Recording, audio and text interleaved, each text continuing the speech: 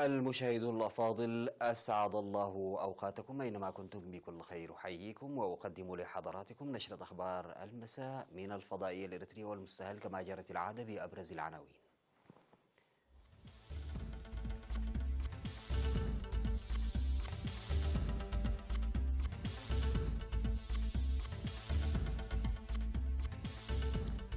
وفد إريتري عالي المستوى يزور اليابان. بحث أوضاع المسنين في أسمرة. إدخال خدمات كهرباء مستدامة في وارا. تجدد القتال بين إسرائيل وحماس بعد هدوء. أوروبا متحمسة لخطة الصين وميركل تريد المعاملة بالمثل. فيروس يهاجم الشبكة الإلكترونية لوزارة الدفاع الإسبانية.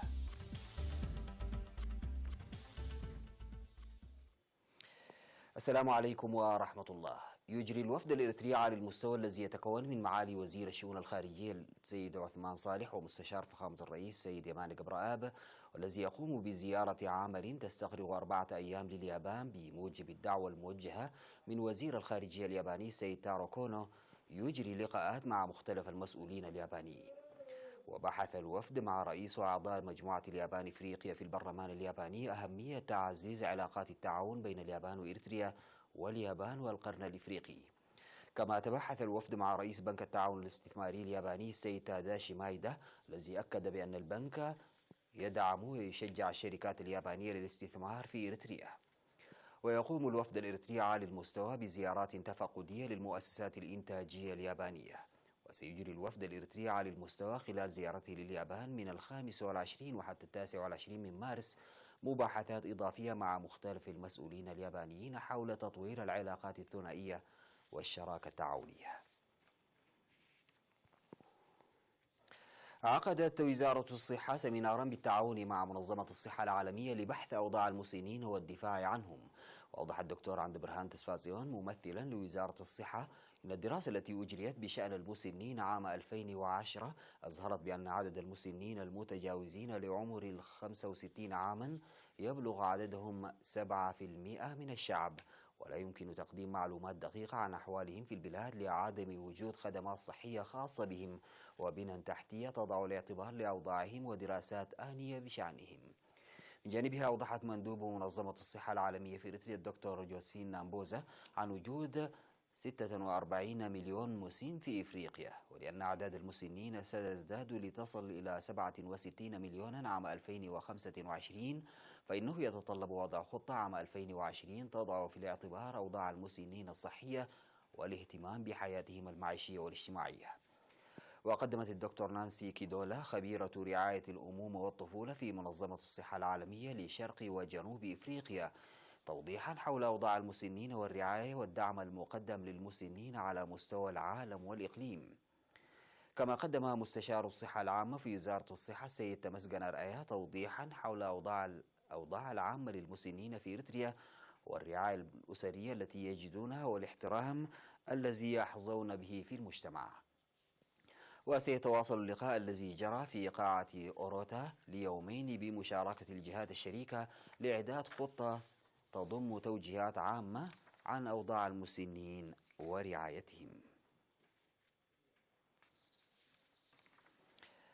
حصلت ضاحية وارا بمديرية عتكليزان على خدمات الكهرباء ل24 ساعة. وشاد المشرف على المرحلة الرابعة لمشروع مد الكهرباء السيد كبروم صقاي بمشاركة السكان لتركيب الأعمدة ومد الأسلاك الكهربائية، موضحا عن تركيب 164 عمود كهرباء في مسافة 16 كيلومترا من عد قبرو، وإدخال عدادات الكهرباء لأكثر من 200 أسرة.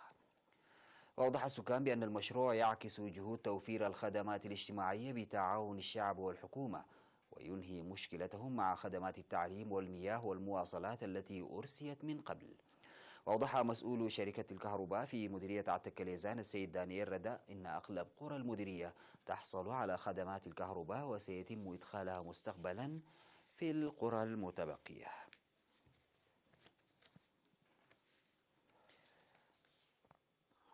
عقد مكتب وزارة السياحة في إقليم شمال البحر الأحمر سمينارات تنويرية حول الموارد السياحية. وقدم مسؤول الدراسات ومتابعة الموارد السيد إبراهام تسفى مريم في السيمينارات التي عقدت للمرافق الخدمية والطلاب في فرو وجندع وشعب، قدم توضيحا حول أهمية السياحة وتأثيرها وتوجيهات قوانين العمل والنظافة وغيرها. وأوضح عن وجود موارد سياحية هامة في إريتريا عامة وإقليم شمال البحر الأحمر، مشيرا كمثال لشواطئ البحر والجزر غير الملوثة والغنية بالتنوع الإحيائي، ومنها عدوليس الأثري وعبدور وبوية وكهوف قرورة وجزر دهلك وغيرها. ودعا المرافق الخدمية لتقديم خدمات جيدة وجاذبة تلبي احتياجات ورغبات العملاء. وذكر بأن الآثار التي تم العثور عليها حتى الآن تسهم في التعريف بإريتريا على المستوى العالمي، مؤكدا على أهمية دور ومساهمة المجتمع والطلاب في جهود وضع ميناء عدوليس الأثري ومدينة مصوح ومواقع أخرى في سجل التراث العالمي.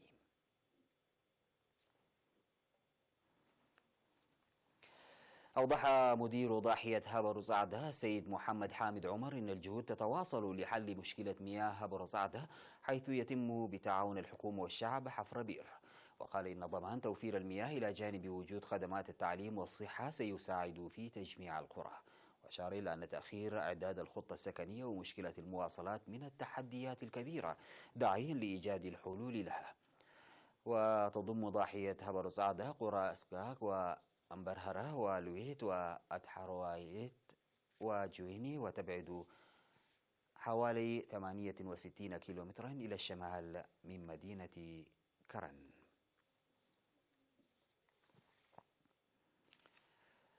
نواصل هذه النشرة بعد الفاصل.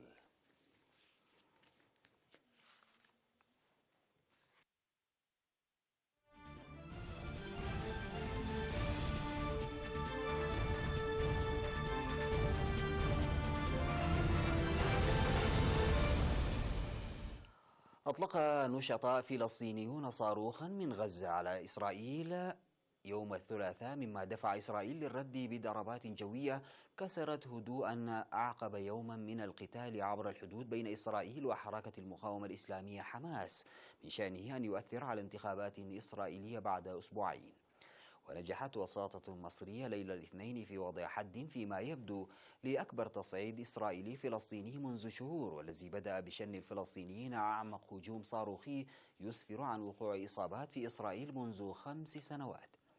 وفي أعقاب الهجمات الصاروخية الفلسطينية والضربات الجوية الإسرائيلية، قالت إسرائيل إنها تحتفظ بحق توجيه ضربات مجددا، وحشدت قواتها ودباباتها عند حدود غزة. وساد الهدوء المنطقة الحدودية معظم يوم الثلاثاء، الذي رفع الجيش بنهايته قيوده الأمنية في المنطقة. لكن بعد حلول الظلام قال الجيش إن صاروخا انطلق من غزة، مما أدى إلى دوي صفارات الإنذار على الجانب الإسرائيلي من الحدود. وردا على ذلك قال الجيش الإسرائيلي إن طائراته قصفت عدة أهداف، بينها مجمع عسكري ومنشأة لتصنيع الأسلحة ترجع لحركة حماس التي تسيطر على قطاع غزة. قالت صحيفة البايس الإسبانية إن فيروسا أصاب الشبكة الإلكترونية لوزارة الدفاع الإسبانية هذا الشهر بهدف سرقة أسرار تكنولوجيا عسكرية. ونقلت الصحيفة عن مصادر تقود التحقيق أنها تشتبه بتورط دولة أجنبية. وقال المتحدث باسم وزارة الدفاع أن الوزارة لن تعلق. وقالت الصحيفة إن الفيروس أرسل على ما يبدو عن طريق البريد الإلكتروني، وتم رصده لأول مرة في أوائل مارس، ولكن من المحتمل أنه ظل لشهور دون أن يكتشفه أحد على شبكة داخلية يستخدمها أكثر من 50,000 شخص. وعلى الرغم من أن هذه الشبكة لا تحوي معلومات سرية، لكن الصحيفة قالت إن مصادرها كانت تشعر بقلق من احتمال انتقال الفيروس إلى شبكات أخرى بهدف الوصول إلى معلومات تتعلق بتكنولوجيا عسكرية سرية. ولم يحدد التحقيق بعد من المسؤول عن هذه الجريمة، لكن المصادر أبلغت الصحيفة أن الجريمة معقدة من الناحية الفنية بشكل أكبر من أن ينفذها متسللون عاديون. كما هو الحال في جميع لوحاته، يدمج أولريتش آبي الطلا مع مكونين غير عاديين مسحوقا القهوة والكاكاو، ليضع اللمسات الأخيرة على أحدث تحفة فنية، ولمنح لوحاته توقيعا فريدا من نوعه. لا يستخدم آبي القهوة والكاكاو فحسب، بل يضيف غالبا المطاط والطين والرمل من بين مواد أخرى. واكتشف الفنان الأيفوري هذه التقنية الفريدة لأول مرة عندما شجع معلم فنون الطلاب في فصله على تجربة أكثر تفردًا من خلال استخدام عناصر أخرى في أعمالهم الفنية غير الطلاء. وتجسد سلسلة أعمال آبي الأخيرة عددا من الشخوص السياسية البارزة في إفريقيا وقادة العالم، مثل رئيس الكونغو باتريس لومومبا أو رئيس بوركينا فاسو السابق الشهير توماس سانكارا. ويستشرف آبي موضوعات مختلفة من خلال فنه مثل الهوية الثقافية والهجرة، ويبلغ سعر تحفته الفنية من القهوة والكاكاو نحو 520 دولارا فما فوق. ختام هذه النشرة الإخبارية التي قدمتها لحضراتكم من الفضائية الإريترية. شكرا لمتابعتكم، والسلام عليكم ورحمة الله تعالى وبركاته.